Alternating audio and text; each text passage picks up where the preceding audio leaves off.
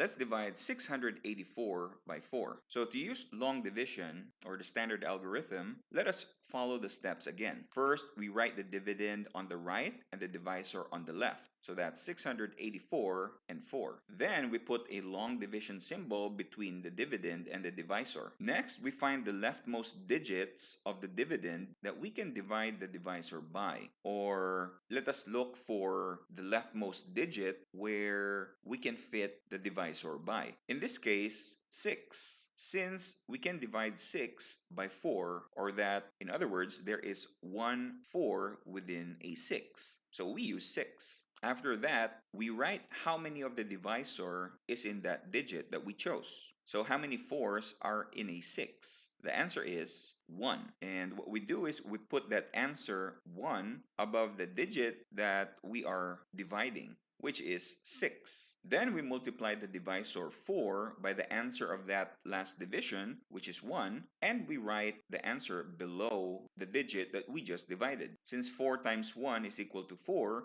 we write 4 below 6. Next, we subtract 6 by 4, which gives us 2. We draw a line and put that number below the subtraction operation. After that, we bring down the next digit of the dividend, which in our case is 8, and put that beside the answer of our subtraction operation. So doing that, we get the number 28. We keep on repeating step 4 until there's no more digits left to bring down from the dividend. And then we divide 28 by 4, or we count how many 4s there are in 28. And of course, we know that there are 7 4s that we can fit inside 28. And then we multiply that answer, 7, by 4. And 7 times 4 is also 28. Next, we perform subtraction, wherein we're going to subtract the answer of 7 times 4 from the number that was created when we brought down 8. So 28 minus 28 is 0. Since there's still a digit left from our dividend, we are going to bring down this digit, 4, and put it here. And then we're going to repeat step 4 again. So 4 divided by 4 is 1.